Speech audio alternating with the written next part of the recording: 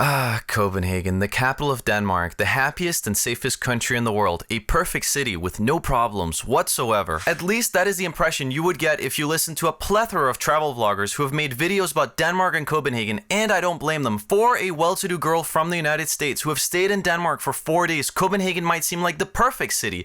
And while there are plenty of wonderful things about Copenhagen, Copenhagen is also a city full of rising inequality, ethnic tensions, and a city that is aesthetically losing its identity. So therefore, I decided to make my honest guide to Copenhagen based upon the experiences of me, a poor, young, white Danish man who grew up here. Starting my honest guide, we're going to Avedøre. So, starting off our journey, we're here in Avedøre. Avedøre is in fact an area that I have a lot of experience with. I started working in the Netto behind us, which is basically the Danish version of Walmart. The manager, one of the first days, in fact, told me that this place, this building, I don't know if that's true or not, don't quote me on it, has one of the highest suicide rates in the entire country. But literally, like one day he came out of the store and a guy was like jumping and fell right in front of him. This is probably not where most travel vlogs would start you off. It doesn't have all the pajazz of the happiest country in the world. Instead, it more reminds you of a post-communist country like Ukraine, Poland, etc. But these places are very common as well in Northern Europe, something very rarely talked about by any travel guides. But I figured that I actually want to be honest regarding Copenhagen and show you all the different areas, which is why this is really important as well. This area is also really famous for a lot of immigrant gang music videos. One that went really viral from here was called Afdeling A, which is like Area A for Avedøre, obviously. One thing that's also kind of weird about this area is that like the architects literally built it like a prison. So like on all sides, it's like completely walled in or walled out. I don't know, it's an odd design choice in my opinion. So if you're a tourist and you want to see some really, like, dare I say, anti-human architecture, this is the place in Copenhagen. But let's try to ask the locals and maybe they have a different opinion on it. Could be interesting. Hey. Det er der ikke, mand. Der er ikke en skid. Det er der ikke. Fair nok. Nah, the inhabitants are saying there is nothing to come after here. I don't know if that's true, but I mean, if you like what you see, go for it. If you don't like it, then, I mean, I guess don't come. Now, one of the areas that I would actually genuinely recommend is behind us. This is the Carlsberg factory, which is actually a very old beer distillery, which sadly nowadays is being changed, in my opinion, for the worse. Man, look at this stuff up here. What the hell is that? Look, and that's completely finished. It's done. It's built. Like all of this area, it has like literally no soul. Look at that over there. If I showed you that, could you go like, oh my God, that is so Danish. Wow, it's so beautiful. I'm so happy I went to Denmark and saw these beautiful gray squares. Thank God, I'm so happy. It's beautiful. Look, honestly, I would much rather live in that rundown factory there. At least it has some level of soul. It almost has like that Victorian England type look, or I don't know. I'm not really into architecture in that level. Honestly, my opinion when it comes to this area is it's really weird and juxtaposed. Essentially what's happening is that they're just driving out everybody from the city who's a normal wage slave, who's then gonna have to travel further into work, etc., etc., etc., to places like Avedøre at the end of the day. So if you really want to come to Denmark and see gentrification in process, then this is the perfect place to see it all happen live. Look at this beautiful, clean living that we'll have on the other hand. Look at how wonderful it is. Doesn't this really just make you really happy to be alive? It totally doesn't at all just make you want to like literally jump from here and end your suffering. I feel so happy. I actually feel like I'm finally alive when I see stuff like this happening. You know what I mean? This is why tourists come to Europe. It's kind of funny to think like around us right now is like all sorts of apartments, different academic stuff going on around here. But the most beautiful building here, hilariously enough, is actually the beer brewing factory, or whatever the word is for it. The distillery. Distillery, that's the word. Also, again, if you do want to trigger some more lip tarts, as I mentioned, guess what we have over here? Let's walk over here.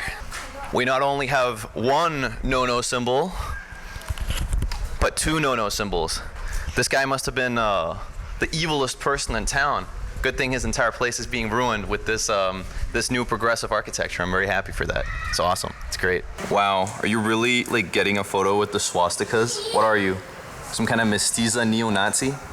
Yes. It even says pro-patria. I bet these elephants would have voted for... I bet these elephants would have voted for Trump. If you actually hurry and get here soon, you might even be able to see these beautiful pictures of old like workers and famous people regarding the factory. I hear they will be removed soon because they are white people and predominantly white men. So instead it's going to be they're going to make an exhibition of Eritrean refugees, but we'll see what happens. The next area that we're going to is called Frederiksberg, a area which houses a large segment of the cultural elite and an area that I genuinely recommend visiting for its general ambience. I think one of the main reasons why this area is like noticeably prettier in comparison to a lot of the areas I've showed you until now is honestly because like this is its own municipality. It's not officially part of Copenhagen. Therefore, there's like been a lot of mayors here who've been very culturally conservative, so they haven't actually built a lot of postmodern architecture. The vast majority of the area is really pretty. However, it's also really expensive. So most of the people that you'll see actually working and living around here, there's like two different reasons why they're actually living here. Number one, they have money. Money makes almost anything in life possible. Sadly, that's just the reality of the current moment in time. Or secondly, they somehow inherited it. Let me show you the garden. It's actually a pretty nice garden in here. Now in Copenhagen, there's literally like two different types of gardens. There's the ones where there's like flowers everywhere, and there's the ones that are more green. These are usually like inhabited by hipsters and generally reasonably wealthy people and people wanting to get drunk.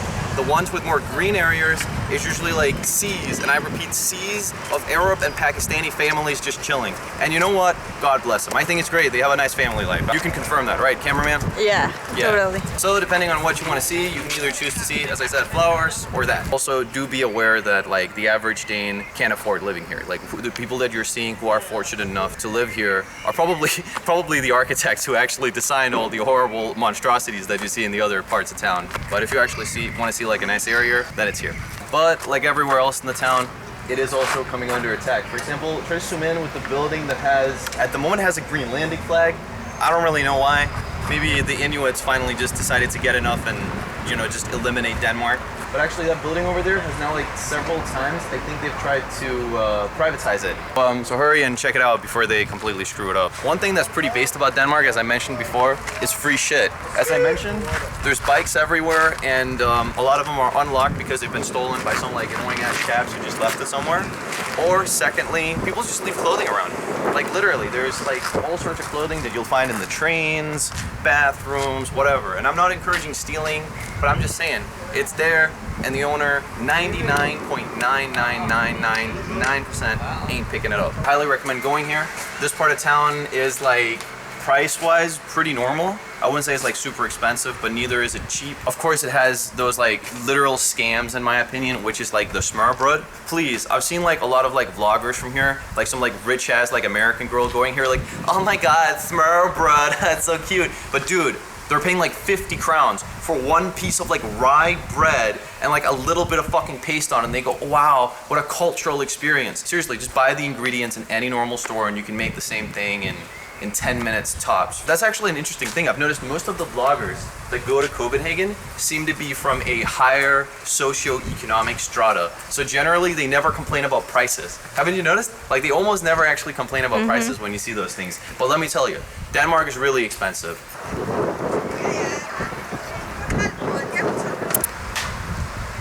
Basically what you saw there, some foreigners and also a few Danish people, they resort to like looking for bottles around. Basically, if you want to get a couple of bucks here, you just like find random ass bottles, especially, you know, where people are partying, whatever. And you basically just go to any like Walmart-esque business store thing. You just put them there and you get a couple of bucks. And some people genuinely make money off of that. But that's also worth being aware of, because if you see people with like huge ass plastic bags walking over to you as you're like chilling with beers and stuff, they might like grab your beers. Dude, you're not even gonna be like finished drinking them or anything, and they'll just jack them, and they might even jack other things as well. One time, like I was at a game, I had like a GoPro camera, I was filming it, and some gypsies, they were like, you know, taking bottles and whatever, and they decided to get something extra as well, which sadly was my GoPro camera. So there's not much you can really do there. So seriously, be aware of those people for your own sake, because again, man, I love you, I care for you. There's like 20 people who are gonna watch this, all right? I care for you guys. All three of my fans. Let's go.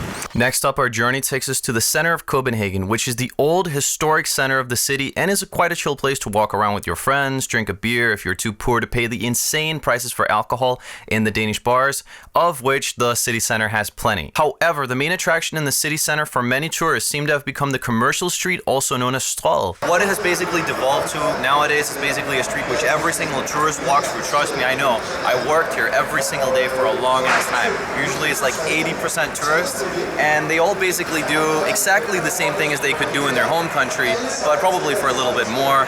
which is to go into these stores where you can buy the same brands, overpriced hoodies, whatever, as you can in your own country, and they just spend money here for no real reason. Especially the Chinese, like the 1% of China, love to go here and feel like really rich, actually like buying Gucci, all of these things, which are completely fake in their own country.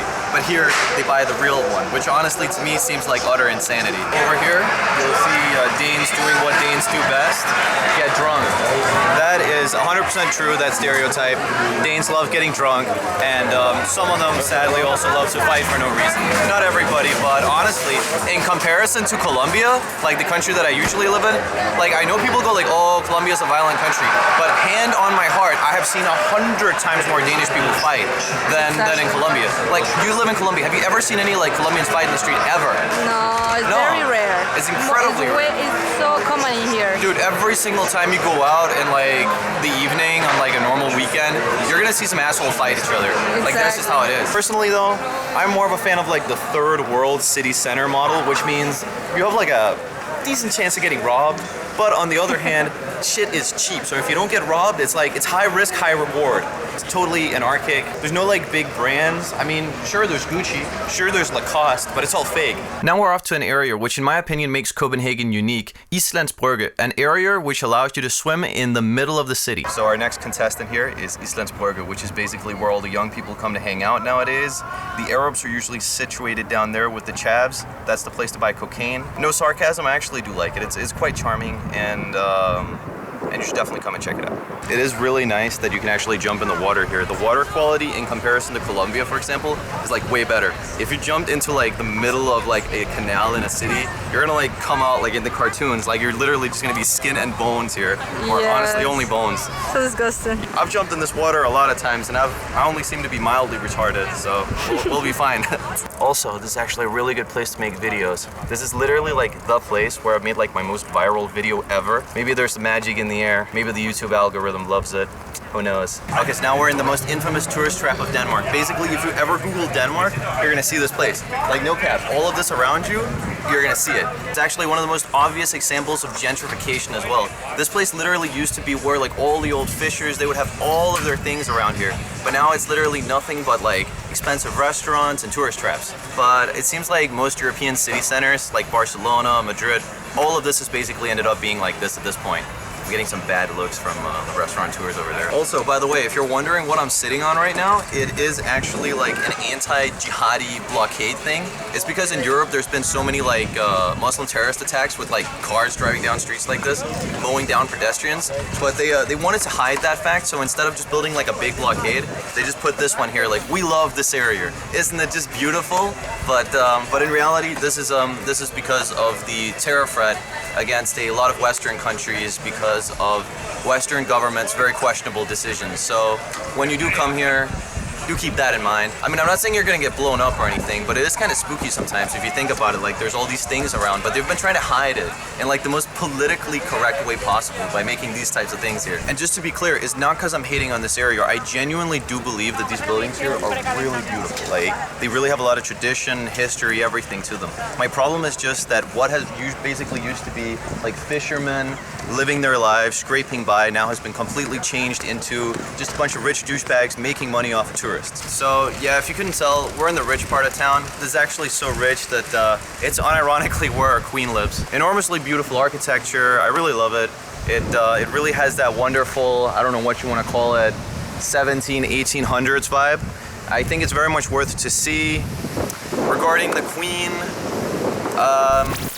seriously, if you offend the queen in Denmark, I'm joking, you're not actually dying, but you can go to jail, as far as I know. I've actually always wondered, what the hell is inside one of these? Hey! Yeah? Okay, sorry. Damn, apparently I'm not even allowed to see what the hell my tax money goes towards. Weird. If I'm gonna give my mom a bit of a shout out, she actually decided to get me baptized in that church over there, and it's like a miniature version of the St. Peter's Church in Rome. I really love it, it's really pretty. I don't actually know the proper name for it. People usually just call it like the cathedral. Let's go inside, it's actually really pretty, let's go. What the fuck? How can a church be closed? This is the house of God. It's very beautiful. There's no like big like tourist scams or anything. You just kind of walk around. Seriously, if you ask how apartments should be in my perfect society, this is literally it. Come on. Who wouldn't want to live in these? Just look at the beauty of this place. It genuinely doesn't make you want to kill yourself. All right, so this area here, I'm going to talk a little bit quietly in because I have some serious history here. This is Nørrebro, and we're right in the middle of it. This right behind us right now is the Red Square. That is a place that the Danish government has pumped loads of money into to convince the immigrant gangs here to basically not kill each other.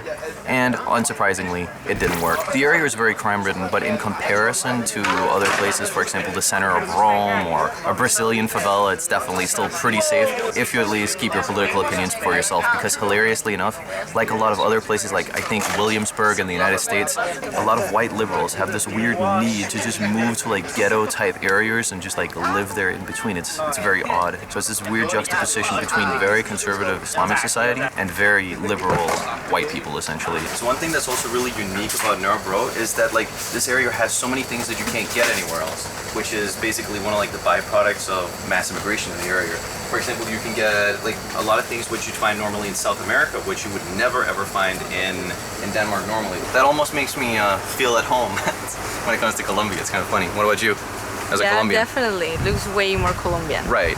It's kind of cool. Than the rest of Denmark, yeah. It's like a halal version of Colombia. It's funny. I feel like Denmark, it used to have a lot of like small guys, but nowadays like that entire market has been completely taken over by Arabs. Personally, when it comes to that, I'm not really complaining because they are reasonably cheap. The same goes for kebabs and restaurants. You know, it's funny, like Arabs, they usually like sell kebabs for like 20 Danish crowns, 30 Danish crowns, and it's like pretty, like it's a decent amount of food. But then like the Danish like vendors of like hot dogs, which was like seen as very traditionally Danish, they like put like 40, 50, 35 for like something which is way smaller. I don't know why that is, so the Danes need to get into the fight when it comes to that. 12 seconds later. Okay, seriously, literally 1 second after I exited that place where I was talking like completely nice about the place, all chilling, fine, like two like Arab like Mafia guys just came over to me like, can I ask you something? And I was like, yeah, sure. Because I knew I really didn't have anything to fear. People like that, they usually like never rob you or anything like that. He then was like, what did you film? And I'm like, I don't know, I just do like a tourism video. And he's like, did you ask the owner? I'm like, yes. And okay, fine. And I just went off. But he literally looked like exactly what you'd imagine. Like, you know, Arab man in tracksuit. That's just how it is. Like they control everything. It's like a cartel in Mexico. You also saw this, right? Yeah. Let's just confirm it. How did you feel? Like kind of spooked? Very scared, yeah. Right. Nothing like that ever happens in Colombia. No. Like seriously. They just rob you. Yeah, so spooky shit. And it does confirm what I'm saying. Like everything seems all nice until it's not. That's literally how it is. Like there's like people chilling, drinking beers, but like in 1 second, you suddenly realize, oh fuck, I'm surrounded by all these different people and you really know what I'm talking about. I dare you, like come in here. If you doubt me, come in here and just like start filming, asking people, hey, can I film in your store? I was completely nice, stuff like this. And see what happens, because like I'm right. I've been here a fuck ton of times, and a lot of areas in Denmark are gang controlled. Like that's just how it is, and it's not white gangs, it's Arab gangs, and this is just like me telling you the truth about this country. That's all for today, guys. Remember to like the video, subscribe to my channel, and share the video everywhere you can. If you really want to support me, give me a monthly donation on Patreon. No matter what the amount is, it really helps me out. And I'm featuring all my patrons in the description and the credits of my video because I am eternally grateful for them supporting my vision. Again, thank you guys so much for watching the video, and remember to tune in next time.